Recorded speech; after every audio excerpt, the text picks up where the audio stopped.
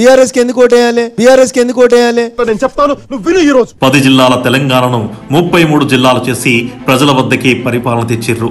రోజుకి 7 గంటలే ఉండే విద్యుత్తును 24 గంటలు సరఫరా చేసిర్రు. రాష్ట్రంలో 26 మెడికల్ కాలేజీలు కట్టిర్రు.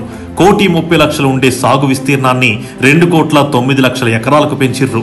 289 మాత్రమే ఉన్న రెసిడెన్షియల్ పాఠశాలల్ని 1000కి పైగా పెంచిర్రు. ఐటీ ఎగుమతులను 57,000 కోట్ల నుండి 2,42,000 కోట్లకు పెంచిర్రు. మిషన్ భగీరథ ద్వారా ప్రతి మారుమూలకు తాగునీరు ఇచ్చిర్రు. 24 లక్షల టన్నులు ఉండే ధాన్యం సేకరణను 141 లక్షల టన్నులకు పెంచిర్రు. 1,24,000 ఉండే రాష్ట్ర తలసరి ఆదాయాన్ని 3,17,000కు పెంచిర్రు.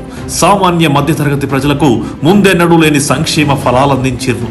తెలంగాణ ఖ్యాతిని ప్రపంచానికి చాటి చెప్పిర్రు. ఇలా చెప్పుకుంటూ పోతే మాటల్లో చెప్పలేనంత అభివృద్ధిని చేసి చూపించిర్రు. చాలా ఇంకేమైనా కావాలా? కేవలం 2 ఎంపీలు ఉన్నప్పుడే ఢిల్లీలో కొట్లాడి తెలంగాణ తెచ్చిండు కేసీఆర్. తెలంగాణ రాష్ట్రాన్ని కాపాడుకునేందుకు, మన హక్కుల్ని సాధించుకునేందుకు బీఆర్ఎస్ ఎంపీలను ఢిల్లీకి పంపిద్దాం, పార్లమెంటులో తెలంగాణ గలం వినిపిద్దాం.